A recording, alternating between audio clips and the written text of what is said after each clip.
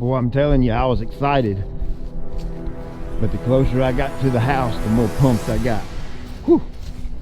Oh, I got sharp blades. Let's go.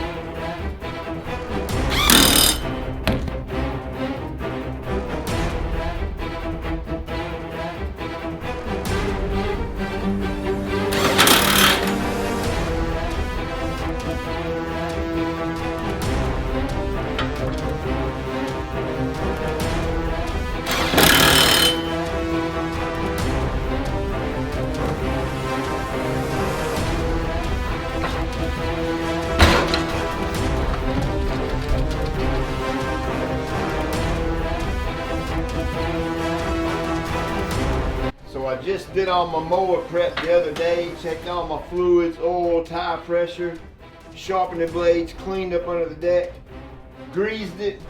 She's ready to go. Second pull.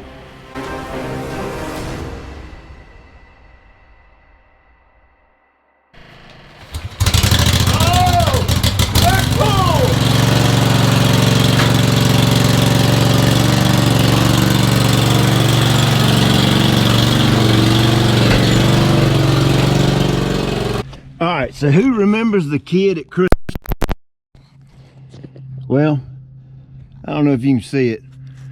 All three of my blades are put on upside down. I'm so pumped up.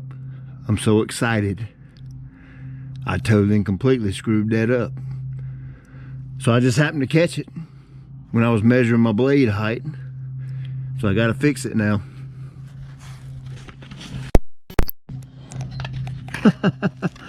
Alright, we're good now. Alright, look at there. Right dead on 3.5. Hey there, it's Pete with GCI Turf. I hope you're having a great day. And boy, I've been looking forward to this all winter long. I am ready. Turf type tall fescue. Typically my first and second cut, I'll cut it down to about 3.5 inches. Once I put 2 or 3 cuts on it at 3.5, I'll start inching up when I get to 4, and then this particular mower will go up to about 4.25, and by the time I'm in dead summer, well actually a month before I'm in the heat of the summer, say mid-April ish, slightly toward the end of May, I'll be all the way up to 4.25, and on my right mower I'll be at 4.5. So that's kind of my stair step going from cutting in the spring up to summer, because of course summer you want that tall fescue tall, right? Now I might do a little experimenting in my yard this year, because you know I got that bluegrass in here too.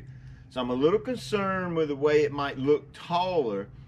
So I'm gonna see how long I can cut at 3.5 inches, and we'll just see. I don't know. My first year with Kentucky bluegrass mixed in with my fescue, there's only one way to find out, right?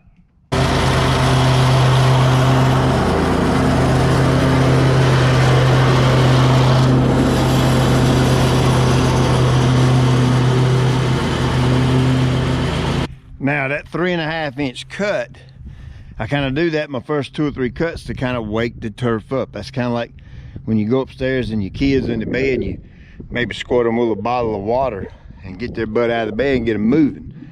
That's all we're doing right here, is waking the turf up. Now something else I like to do is, you see I've used the edge of my road right here and started my first pass here. That way I can continue a straight line. You know, I ain't mowed all winter long.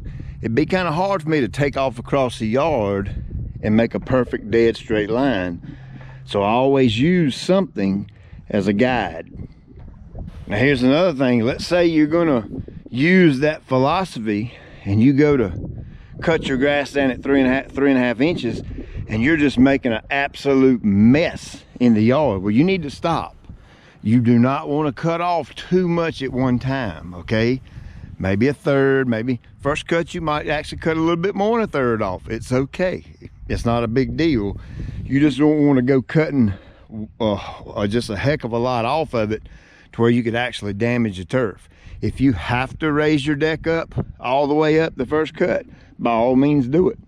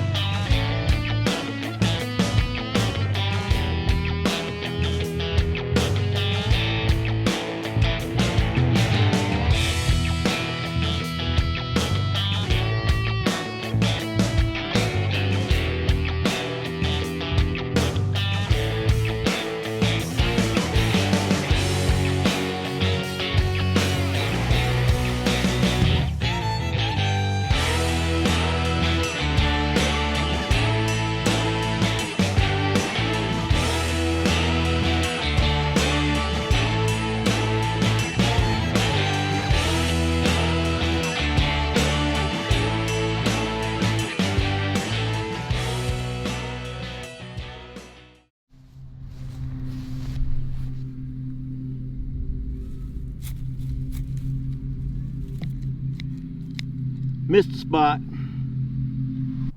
All right, well, there you go. There's really no stripes to be looking at, because it's not that the turf isn't striped up. It's striping up fine. It's just we don't have that big ball of goodness up there. The sun's kind of what brings those stripes out and make them pop. And you can see right here, it leaves a little bit of debris when you're side discharging. Now, this is the first cut of the year, so it's going to be a little bit messy, a little bit sloppy. That's okay. That's okay. What I'm going to do is I'm going to take my mower and I'm going to do what's called a double cut, and I'm going to run right back over the same lines and kind of chop this up just a little bit more.